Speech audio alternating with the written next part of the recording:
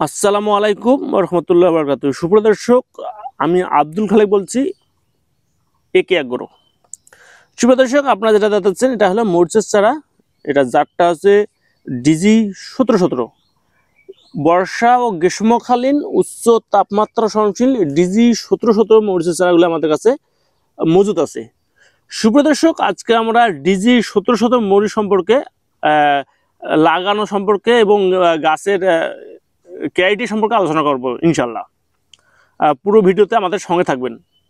সুপ্রদর্শক, DG 1717 মরিচের বৈশিষ্ট্য হলো এটা গাছটা খাটো হয়, প্রচুর ডালপালা হয় এবং মরিচ গাঢ় সবুজ, 8 থেকে 10 সেন্টিমিটার লম্বা, এ করে 15 থেকে 16 টন মরিচ হয় আর কি। সুপ্রদর্শক, এটা হলো মরিচটা লাগাতে হয় গাছ থেকে গাছ হলো 18 ইঞ্চি, লাইন থেকে লাইন হলো 20 ইঞ্চি। বর্ষাকালে একটু ঘন করে লাগাইতে হয়, এই জন্য যে কিছু গাছ মারা যাওয়ার কারণে। সুপ্রদর্শক, জমি নির্বাচনের ক্ষেত্রে অবশ্যই মরিচের যে জমি নির্বাচন করবেন সকল মরিচের ক্ষেত্রেই একই।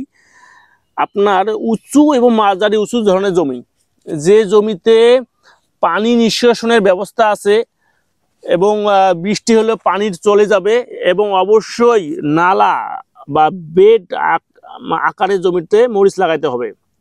পানিটা হলে যেন সঙ্গে সঙ্গে পানিটা জমি থেকে নেমে যায়। সুপ্রদর্শক, মরিচটা হলো একটা লাভজনক ব্যবসা।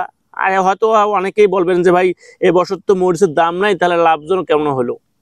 সুপ্রদর্শক, আমি নেক্সট একটা ভিডিওতে বলছিলাম যে এবছর যেভাবে মরিচের নষ্ট হয়ে যাচ্ছে, অবশ্যই ইনশাল্লাহ একটা মরিচের দাম বাড়বে। তার সিনড্রোম এখন বোঝা যাচ্ছে, একটু হলেও দাম বাড়তেছে। সুপ্রদর্শক, কৃষিতে কখন কোন জিনিসের দাম বাড়বে কমবে এটা বলা যাবে না। দামটা হলো অনেকটা হলো রিজিকেরও ব্যাপার বা কপালের বিষয়। এক কথা হলো, আপনার উৎপাদন যদি ভালো হয়, একটু দাম কম হলেও তো পোষায় যায়। সুপ্রদর্শক, মরিচ লাগার ক্ষেত্রে জমি যে আপনারা নির্বাচন করবেন, উঁচু এবং মাঝারি উঁচু জমি, অবশ্যই বেড ভাবে লাগাইতে হবে এবং জমিতে মালচিং দিয়ে চাষাবাদ করলে 25 থেকে 30% ফলন বৃদ্ধি পাবে। খরচের দিকে 25 থেকে 30% খরচ কমবে। সুপ্রদর্শক, মালচিং এর আপনার দেখবেন যে সারের যে অপচয়টা অনেক কমে যায়। যারা মালচিং এ ইতিমধ্যে চাষাবাদ করছেন তারা অবশ্যই জানেন সারের যে আপনার অপচয়টা অনেকটাই কমে যায়। সুপ্রদর্শক, আপনার বাজার চাহিদা অনুযায়ী আমাদের অনেক কিছু ভাইরা করে কি, আপনাদের বাজার চাহিদা অনুযায়ী যে এলাকায় যে মরিচটা চলে আপনার সেটা জমিতে রোপণ করবেন এবং আপনার জাতটা নির্বাচন আগে করবেন। আপনার কোন জাতের মরিচটা ভালো চলে, গাঢ় সবুজ না হালকা সবুজ, এটা আগে নির্বাচন করে জমিতে লাগাবেন, তাহলে আপনার লসের সম্ভাবনাটা কম হবে। সুপ্রদর্শক, মরিচের এই ডিজি 1700 মরিচটা প্রচুর ঝাল হয়, প্রচুর ঝাল এবং প্রচুর কাঞ্জাটা ভালো একটা স্বাদ আছে এবং এটা চামড়া পাতলা। এবং ডিজি 1700 মরিচটা পাকা এবং কাঁচা। আপনার এই জমিটা অনেকে যদি বলে যে না, ডিজি 1700 জমিটা আমি মরিচটা শুট করবো, শুকায় রাখতে পারবেন। এই মরিচটা দ্রুত পেকে যায় এবং মরিচের কালারটা লাইট গ্রিন, উজ্জ্বল কালার। তো সুপ্রদর্শক, ডিজি 1717 মরিচের চারা যারা খুঁজতেছেন তারা আমাদের একে এগ্রো নার্সারিতে যোগাযোগ করবেন।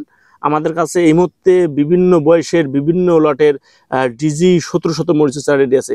সুপ্রদর্শক, মরিচ আর একটা হলো ঔষধের ব্যাপারটা। যারা মরিচ আমরা লাগাইছি, ঔষধের ক্ষেত্রে যখন আপনারা রোগবালাই আসতেছে তখন আমরা ঔষধটা স্প্রে করি। সুপ্রদর্শক, আপনার রোগবালাইয়ের আগেই ঔষধের যে একটা শিডিউল আছে, শিডিউল অনুযায়ী স্প্রে করবেন। এবং লাল মাকড়, পাতা কোঁকড়ানো, মোজাইক যে রোগগুলো, এই রোগের ওষুধগুলো আগে স্প্রে করতে হবে এবং জমিতে ইউরিয়া সারটা কম ইউজ করতে হবে। সুপ্রদর্শক, যারা ইতিমধ্যে অলরেডি জমিতে মরিচ রোপণ করছেন তারা অবশ্যই ভালোভাবে যত্ন নেবেন এবং তাহলে ভালো একটা ফলাফল পাবেন ইনশাল্লাহ। মনে হচ্ছে যে একটা মরিচের দাম বৃদ্ধির দিকে আর কি। সুপ্রদর্শক, আবার যারা চিন্তা ভাবনা করতেছেন যে মরিচ লাগাবেন তারা আপনারা অবশ্যই জাত নির্বাচন করবেন এবং যে এলাকায় যে জাত, যেটা আমি বলে থাকি, সেই জাতটাই আপনারা রোপণ করবেন। সুপ্রদর্শক, আজকে এ পর্যন্তই।